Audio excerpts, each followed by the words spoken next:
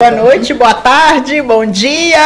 Boa tarde, boa noite, bom dia. Hoje, já em julho. Nossa, chegou. Não, o tempo não tá voando. O mês mais bonito do ano, sabe por quê, gente? Seu aniversário. 51, no dia 13, dia do rock. Então, Aldo, agora eu tô passando a vez, agora não é mais 50, é 51. Agora é 51, agora boa é o ideia, mesmo dela, não posso falar mais o senhor isso. 50, né? É, isso mesmo. O seu já passou. Meu ficou pra trás. Junho já né? foi. Junho Já foi. E, como a gente prometeu, hoje a gente está retomando aqui com a Deizinha, tia Dedê, doutora Deise Quintão, porque ela falou lindamente, a gente recebeu tanto comentário, tanto feedback, e agora vocês conheceram a mãe, agora vocês vão conhecer a médica profissional, a doutora no sentido assim, pleno da palavra, porque conhece muito do que faz. Acabou, ela tinha, né, participou mês passado de um congresso, né? Em maio do Congresso do Pequeno Príncipe. Do Pequeno Príncipe. E aí aprendeu coisas assim novas, trouxe novidades e tudo. E a gente estava pensando assim, gente, tanta coisa para conversar com a Deise. Eu falei, Deise, qual seria o tema mais assim hoje que você vê com urgência para trabalhar, para falar para mães, para falar para a sociedade em geral? E você falou, você não titubeou, né? Vacinação. Fala boa noite, quem não conhece ela aí, porque a gente tá falando, entendendo que todo mundo viu o episódio. Você viu também, gente, já fica aí na sequência, né? Pra voltar e ver que tá emocionante. E boa noite pra você que tá aí, curte, compartilha, viu? Deixa o seu comentário. Só do coração. Isso aí. E a vacina é um tema que é muito caro ao meu coração, porque a gente teve aí uma onda de distorções sobre a realidade, sobre consequências da vacina, que piorou muito com a pandemia, mas ela já vinha uma corrente contra a vacina antes da pandemia. Deise, conta um pouquinho antes da questão da vacina, né? Onde entra a criança aí dentro da sua pediatria, porque é uma trajetória longa, né? A questão da UTI, né? De ir para Viçosa, fundar a UTI neonatal lá. Eu formei em medicina na Universidade Federal de Minas Gerais, após um processo de discernimento, em que o projeto Ministério de Universidades Renovadas se fez presente. E depois desse discernimento, terminando a medicina, eu gostei de todos os estágios do último ano. Então, eu não sabia qual especialidade que eu gostaria de fazer. E aí teve um processo ali também de resposta de Deus, e eu voltei para o meu município, onde meus pais estavam residindo ainda, em Patinga, e fui trabalhar como médica de família e comunidade, ainda sem o título, e ali recém-formada pela trajetória da universidade, de trabalhar muito tempo em projetos de extensão, de ter um conhecimento, fui assumir a coordenação das 32 unidades de saúde da família e comunidade no município. Então, fiquei apaixonada um pouco mais ainda por essa especialidade e cheguei a ficar até membro da Câmara Técnica de Medicina de Família e Comunidade do CRE. Coragem, né? Assim, nunca me faltou de desejo de trabalhar. Mas aí eu ficava ali ainda com aquela vontade de voltar para fazer residência. Então, eu tinha 2 empregos, um já concursado e um outro lá que eu estava trabalhando nesse cargo, né, de coordenação. E o diretor do hospital falou, você nunca vai voltar para ganhar um salário de bolsa de residência, de sair disso tudo aqui? Eu falei, eu vou. Só falta eu descobrir exatamente o que eu vou fazer. E aí eu percebi que enquanto eu fazia os atendimentos, eu ia cobrir nas ausências dos médicos, férias, licenças, eu ia para a unidade para cobrir. E aí eu percebi que quando as crianças entravam no consultório, era como se iluminava, como se realmente transformava. Eu falei, não, é realmente a pediatria. Mas trazendo essa paixão pela medicina de família. É por isso que hoje eu fico nessa redundância de falar que eu sou pediatra de família, juntando essas duas paixões. Voltei, larguei tudo para fazer a pediatria no Hospital da Baleia. Foi um presente, porque na época eu fiquei muito triste, por meio ponto eu não tinha passado no Hospital das Clínicas, onde eu fiz a faculdade, mas ir para o Hospital da Baleia foi muito rico.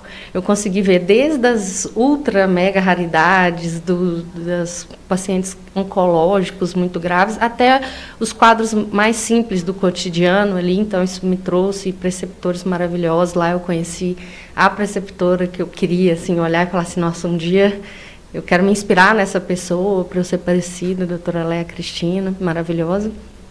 E aí fui apaixonando pela pediatria. E aí foi quando eu percebi, falei, eu acho que eu vou voltar para o interior.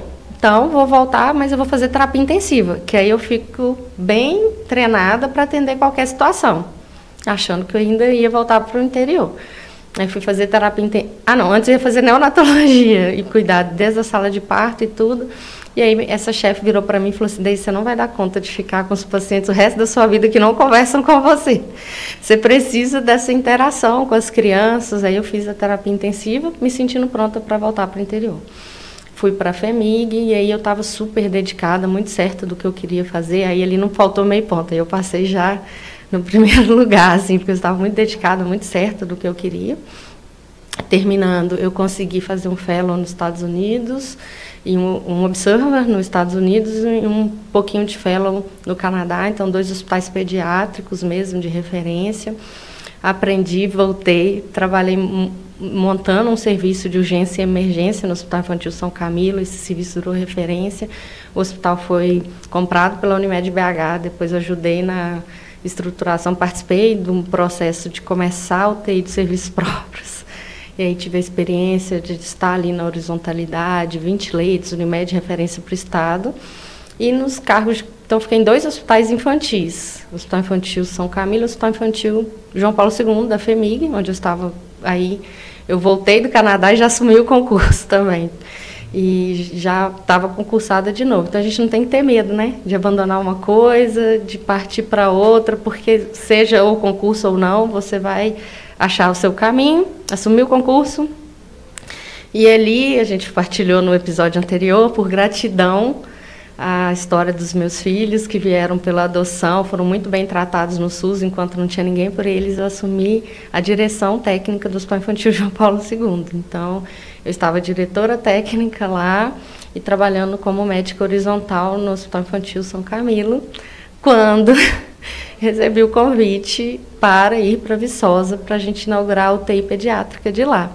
UTI neo, é sempre comum a gente confundir UTI neo e UTI pediátrica. UTI neo é para o bebê recém-nascido, viver as questões da prematuridade, das infecções congênitas, logo após o nascimento.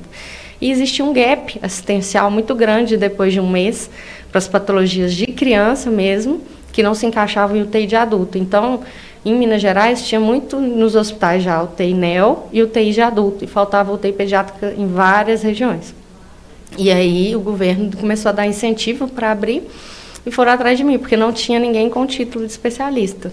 E eu era titulada tanto porque eu fiz residência, quanto pela sociedade, pela AMIB, né, Associação de Medicina Intensiva Brasileira. E aí a gente foi convidado para ir para lá. E aí, graças a Deus que meu marido topou, a Dani, que eu falei aqui, que é o meu braço direito com as crianças, também topou de mudar de cidade. E a gente largou essa situação, estabilidade profissional. Fui cedida pelo Estado, estou cedida no município de Viçosa, lá trabalhando, servindo há 3 anos, dedicação exclusiva na UTI. E agora que a gente abriu a Vila Pupilo, onde eu comecei os atendimentos de consultório para acompanhar as famílias. E aí, Deise, a gente vem conversando muito sobre isso, né, sobre essas fake news e tudo, e essa luta, né, que é como se não bastasse ter que exercer a profissão, tem que educar agora, né?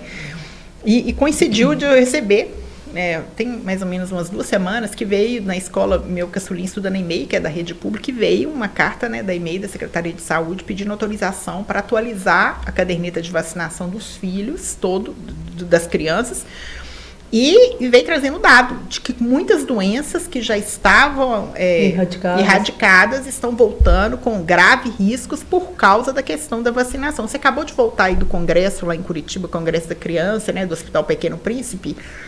E o que você traz disso aí? Que doenças são essas que estão voltando? Por que as pessoas estão com essa loucura, esse medo de vacinar? Foi fora do Brasil isso, há um movimento de começar a associar a vacina com autismo, com o aumento da incidência de autismo, e começaram a associar muito com a tríplice viral, sarampo, cachumbo, rubéola. E aí as mães começaram a recusar essas vacinas, e então a gente começou a ter alguns surtos de sarampo, que era uma doença totalmente erradicada. Assim, erradicada, assim, não totalmente. Sarampo ainda não totalmente, mas a gente tinha... o maior exemplo que a gente tem que lembrar da história é que teve a revolta da vacina. Vocês lembram da história lá? Estudou isso, né? Da revolta da vacina era quando foi a vacinação obrigatória contra a varíola. E hoje a gente nem vacina mais contra a varíola. Que nem precisa, mas... Porque ela foi erradicada, porque foi obrigatório. Claro que eu não defendo essa questão obrigatória em massa mais e tudo, porque ela realmente entra num momento de mundo que as coisas não cabem mais assim. Mas por isso que a gente precisa da conscientização, para que haja uma adesão e uma importância. Poliomielite, uma doença que está em risco de voltar por baixa adesão. Pensar tantas crianças foram acometidas e perderam a funcionalidade. Eu gosto de contar... Eu fico contando um monte de coisa, né, gente? Pode contar. Pode contar, aqui é o lugar para contar. Então, lembrando do Dr. José Guerra, que é o diretor lá, muito querido do Hospital Infantil São Camilo, ele contava muitos casos, assim, de tudo que eles viviam, inclusive lá no Hospital da Baleia, que antes eram locais todos isolados, de ficar com as crianças com doenças infecto-contagiosas. Hoje, quase não se interna mais crianças por diarreia. Isso se deve à vacinação contra o rotavírus, que era uma causa constante de internar crianças desidratadas. Pensa, morrer de diarreia? Não. Hoje, isso soa estranho.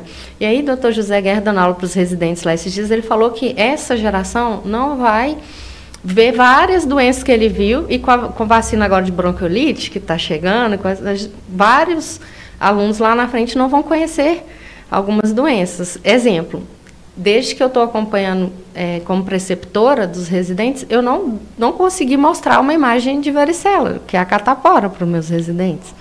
Porque já é mais incomum, né? Mais incomum, e todos nós, na nossa idade, a mãe já dava, a mãe dava diagnóstico. E aí todo mundo lembra das bolinhas de pele, né? Não, enquanto eu estava residente, que não tem tanto tempo assim, lá no CGP, no Hospital Infantil João Paulo II, eu via casos de internar de varicela hemorrágica, que acometiam os órgãos, acometia a pele, criavam crateras na pele, varicela encefálica, tuberculose, meningite por tuberculose, inúmeras meningites, cada lá era um isolamento. Quando eu fiz faculdade, residência, e esse segundo andar, que era só das doenças infecto-contagiosas, ele foi só reduzindo.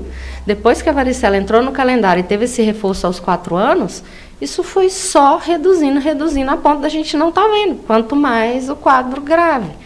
Vejo lá, meningites, foram só reduzindo.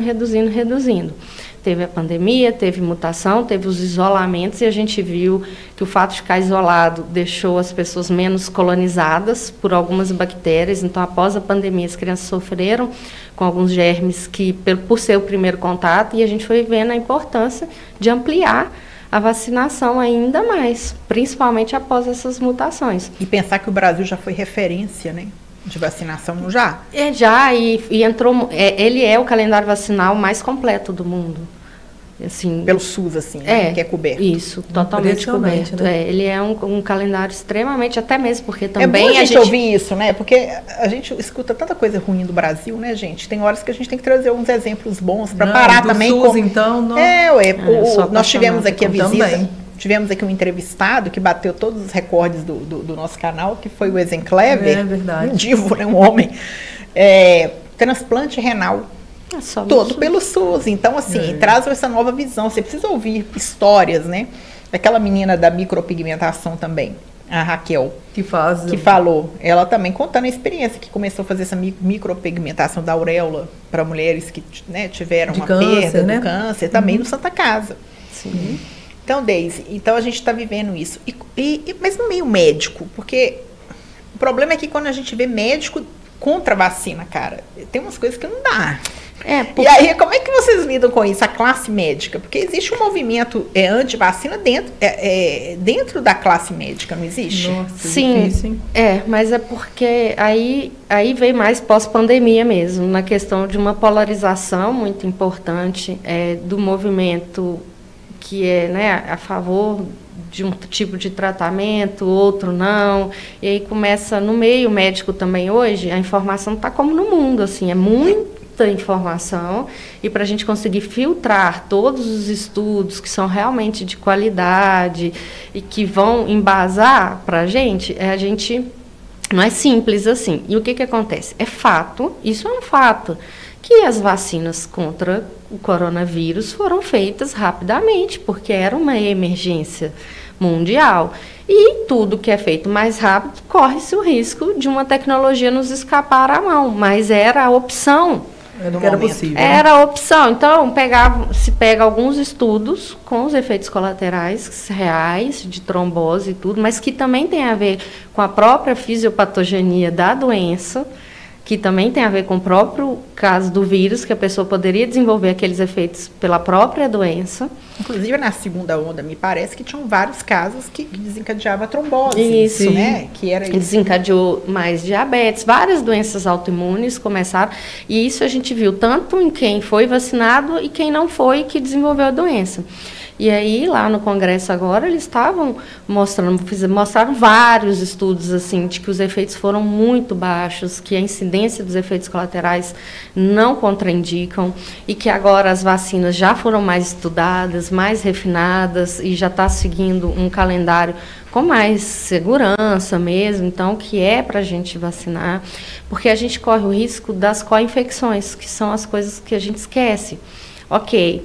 A gente percebeu que as crianças não eram um grupo de risco da Covid-19 mesmo, as crianças não foram acometidas, os hospitais pediátricos ficaram vazios, a gente deu espaço até para leitos de UTI para adulto.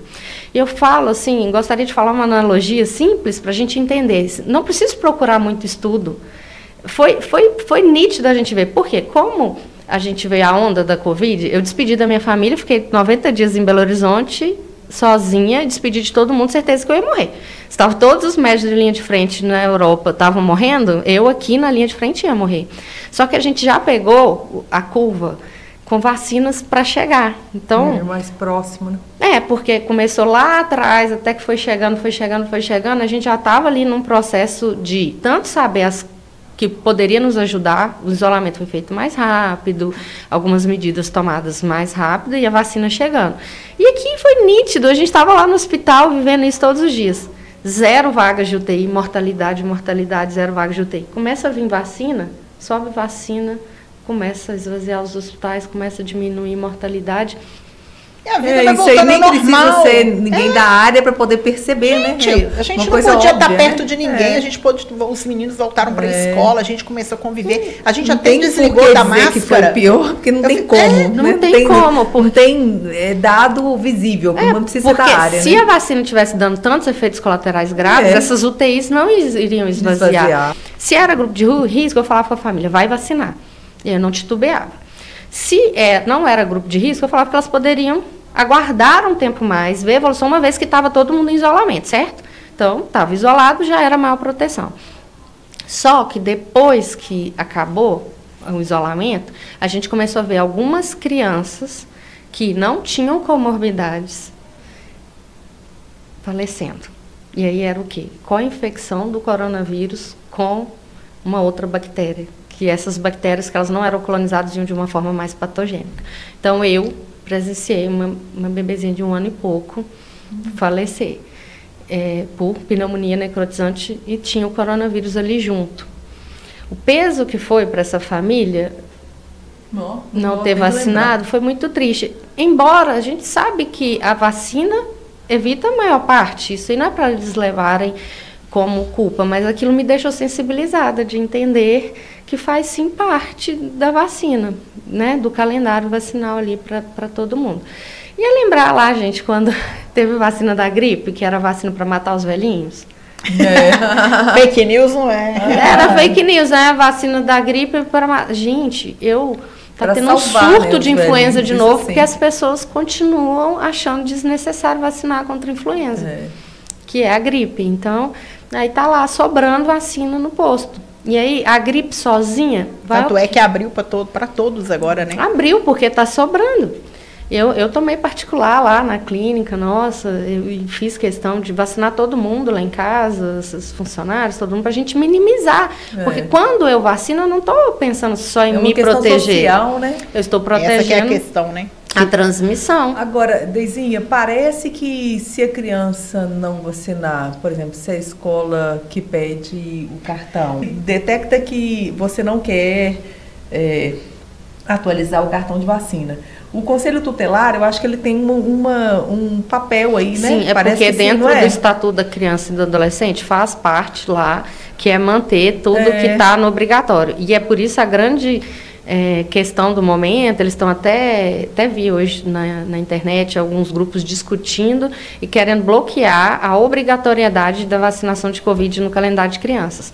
Porque na hora que virar obrigatório colocar no calendário básico, aí esses órgãos, que infelizmente acabam acontecendo nas escolas públicas, que aí você vai ter o conselho tutelar mais próximo, vigilante, e as particulares é mais solto, um pouco mais difícil, assim, adequar de fazer essa busca. Mas, de certa forma, eu acho isso uma maneira importante e uma maneira de resguardar um pouco mais a criança.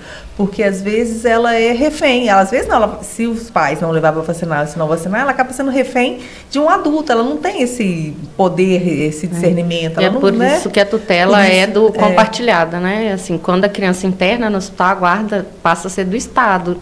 Junto ali, a gente tem uma guarda também, uma responsabilidade. A escola também tem uma responsabilidade nessa guarda, nesse processo todo de cuidar, de garantir os direitos. E é direito dela receber a vacina que está ali no calendário após passar por estudos de especialistas, de infectologistas. E aí eu falava assim, por vezes sendo questionado, se era indicado, eu falei, gente, olha, isso aí, eu especializei bastante em tratar síndromes respiratórias agudas graves, a síndrome da resposta inflamatória multissistêmica pediátrica, que foi uma consequência gravíssima nas crianças pós-Covid, e agora, recentemente, eu atendi um bebezinho de 9 meses, ele não era vacinado, e aí a mãe negava os sintomas, não via, não tinha ninguém suspeito. Na hora que eu comecei, ele teve essa resposta inflamatória multissistêmica, que tem que usar um remédio caríssimo, que chama imunoglobulina. Cada frasco é muito dinheiro, e aí, graças a Deus, a gente conseguiu para ele, ele ficou ótimo, mas aí eu fui fazer a sorologia. O primeiro teste dele de Covid veio negativo, e aí não era coberto lá, o local, a gente foi junto, eu peguei lá de um recurso próprio, paguei a sorologia, veio IgM positivo, depois IgG, confirmando que aquela resposta estava pelo contato com o vírus. Quer dizer, agora, 2025, um contato ainda dando uma resposta inflamatória. Hoje eu vim conversando com uma médica que está no interior de Minas, e ela foi me contando o caso. Eu falei, vem cá, qual a idade? Foi muito parecido com o meu paciente, passei as orientações, informações, protocolos. Também um bebê ali de 1 ano e pouquinho, com provavelmente uma SIM, porque essa resposta inflamatória multissistêmica pós-Covid. Os dois não são vacinados. Então, se fossem vacinados, né? Assim, a gente não consegue falar que não. Pode ser, mas estou dizendo que pode ser que não tenha. Que todos esses que tiveram a resposta inflamatória, que foi mais frequente logo lá, né, após a pandemia, ali mesmo no surto, porque ainda também nem tinha vacinação para todo mundo, para todas as faixas etárias, tinha dado uma reduzida e agora está aparecendo de novo. É o quê? É a sazonalidade? É o aumento da circulação dos vírus respiratórios? Provavelmente sim. Ô Deise, e falando de crianças, ampliando um pouquinho a conversa, porque o nosso tempo é tão rápido, e eu queria só, já que você está com as novidades, mas o que você trouxe desse congresso, assim, que está na pauta do dia? Eu acho que a questão de saúde mental, tela... Teria uma ideia. Existe hoje um dos cursos do Pequeno Príncipe é só sobre o uso de telas. Explica o que é Pequeno Príncipe para o pessoal. É um hospital? Aqui eu trouxe de presente para vocês, lembrancinhas. Obrigada. É um hospital maravilhoso. O Hospital Pequeno Príncipe, ele é referência da pediatria na América Latina, super premiado, já completou 100 anos. E eu sempre fui apaixonada e tive a oportunidade que esse congresso acontece a cada 5 anos. E foi um sucesso tão grande que eles estão querendo encurtar o intervalo para o próximo. E eles têm vários cursos para... Nesse congresso vem gente aí do mundo, né? Esse congresso foi internacional, os cursos pré-congresso foram feitos internacionais, tinham vários palestrantes internacionais, e eles, como eles têm uma parte filantrópica e uma parte de captação de recursos, e são muito referência, né? Eu fui visitar o hospital lá, gente, as alas, as coisas mais lindas, todas decoradas graças ao incentivo. Eles são referência em transplante cardíaco. Olha que bacana. E 0 mortalidade de transplante cardíaco. 0? Que sensacional. 0. E tiveram o mais novinho de 2 meses. Olha que incrível. Então, 2 meses, um transplante de 2 meses, meu Deus. Loucura. Incrível, eu fiquei apaixonada lá. E imagina os pais dessa criança, né? Isso aí... Isso é... Meu Deus. E aí, O que me impactou foi ver que o uso de tela e merece um curso próprio, então eles têm vários cursos de formação para transmitir esse conhecimento todo para outros profissionais no país e também até fora, e um só sobre isso, sobre o prejuízo, o impacto, sobre videogame, os games, assim, o Rodrigo, meu marido, é dentista, está trabalhando hoje lá na vila com crianças, com a gente também, e ele foi para o congresso, não tinham todas as mesas relacionadas à área dele, ele foi participar de algumas para aprender para a vida. Ele voltou totalmente impactado da aula de games e de videogames, do impacto e dos riscos e de quais são os jogos mais perigosos e esse mundo mesmo. A gente já falou da adolescência, né, daquela série, e o quanto os nossos adolescentes estão vulneráveis. Não, provavelmente o Roblox está aí Roblox, na pauta da vez, né? Porque Fortnite, eu acho que esse é um dos mais que eles falaram. Minecraft parece tanto inocente, né? Mas está cheio de riscos pela rede para a chegada, e esse tema, assim, ele é muito difícil e não vai ser fácil tratar, porque é igual, e também outro tema, né, da obesidade falou muito. E aí mostrou um gráfico lá que 80 e tantos % das crianças filhas de pais obesos vão ser obesos. Mostrando assim a foto. Estilo assim. de vida, né? E aí a psiquiatra que estava falando sobre suicídio na adolescência, e ela foi falar da questão do controle, do cuidado, do uso de telas, e aí ela estava grávida. Ela falou assim, eu tenho uma de... Aí vocês anotem meu e-mail, se vocês quiserem, vocês mandam um e-mail e WhatsApp, porque eu não tenho Instagram, não tenho nada. Porque eu tenho uma de 2 anos que me questiona muito. E aí, já como ela não vai ter, eu já não tenho, porque a mamãe não tem, você não vai ter.